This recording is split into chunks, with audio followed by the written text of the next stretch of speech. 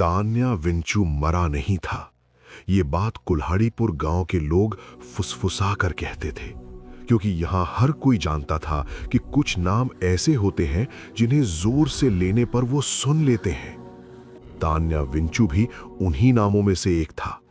गांव के बाहर खड़ी पुरानी हवेली के बारे में कहा जाता था कि वहां रात को लकड़ी के चलने की आवाज आती है, जैसे कोई छोटा कद का इंसान नंगे पांव फर्श पर चलता हो और उसके कदम गीले हों।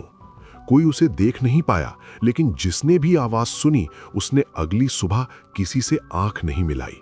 गांव वालों का मानना था कि तान्या विंचू को देखना जरूरी नहीं, उसका नाम सुन लेना ही काफी होता है। साल 2019 में मैं कुल्हाड़ीपुर पहुंचा।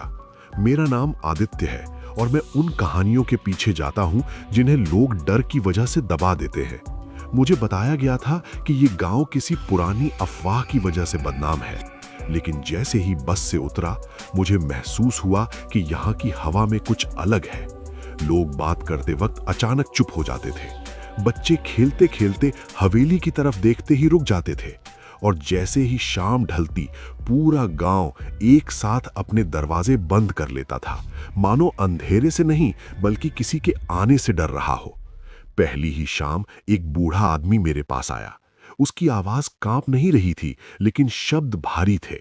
उसने कहा कि अगर रात में कोई लकड़ी जैसी आवाज सुनाई दे, अगर कोई तुम्हारा नाम ले तो जवाब मत देना।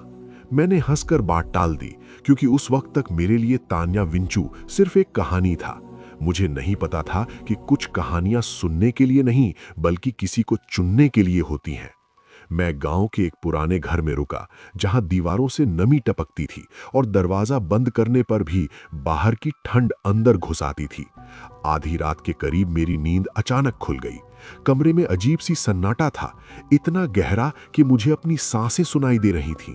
तभी मुझे लगा जैसे कोई चल रहा हो, बहुत धीरे, नंगे पांव, लकड़ी पर नाखून रगड़ने जैसी आवाज। मैंने आंखें खोली और चांदनी में फर्श पर कुछ ऐसा देखा जिसने मेरे शरीर को सुन्न कर दिया। छोटे छोटे गीले पैरों के निशान जो दरवाजे से शुरू होकर मेरे बिस्तर के पास आकर रुक जाते थे। उसी पल एक आवाज आई, आदित्य। आवाज बच्चे जैसी थी, लेकिन उसमें उम्र और थकान दोनों थे। ऐसा लगा जैसे किसी ने बहुत सालों बाद बोलना सीखा हो। दरवाजा खोलो। मेरा दिमाग चीख रहा था कि जवाब मत देना, लेकिन शरीर जैसे मेरा नहीं रहा। बड़ी मुश्किल से मैंने खुद को रोके रखा। कुछ सेकंड बाद वो आवाज गायब हो गई, लेकिन पैरों के निशान अब भी वहीं थे, जैसे किसी ने जानबूझकर उन्हें छोड़ दिया हो ताकि मैं समझ जाऊं कि ये सब सपना नहीं था। सुबह गांव वालों ने मुझे तान्या विंचू की कहानी बताई। कई साल पहले वो एक तांत्रिक था जो मौत से पागलों की तरह डरता था। उसने तंत्र मंत्र के सहारे एक लकड़ी की पुतली बनाई और मरते वक्त अपनी आत्मा उसमें बांध दी।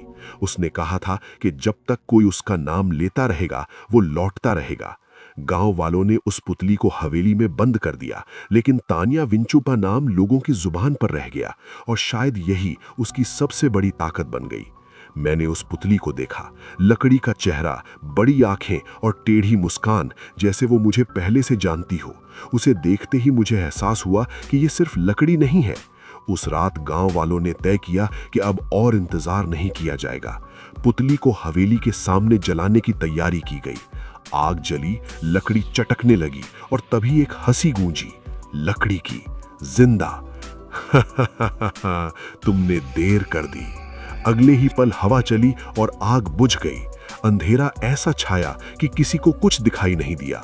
मुझे महसूस हुआ कि कोई मेरे बहुत करीब खड़ा है, इतना करीब कि उसकी सांसें मेरी गर्दन से टकरा रही थीं। मेरे अंदर कुछ सरकता हुआ सा लगा, जैसे कोई धीरे धीरे जगह बना रहा हो।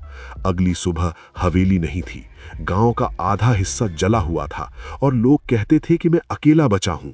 लेकिन सच ये है कि कभी-कभी शीशे में मुझे अपनी मुस्कान लकड़ी जैसी लगती है, और जब कोई मेरा नाम लेता है तो मेरे मुंह से अपने आप निकलता है, ओम फट स्वाहा। अगर तुम ये कहानी यहां तक सुन चुके हो तो शायद अब देर हो चुकी है, क्योंकि तान्या विंचू को सबसे ज्यादा पसंद है जब कोई उसकी कहानी पूरी सुनता है।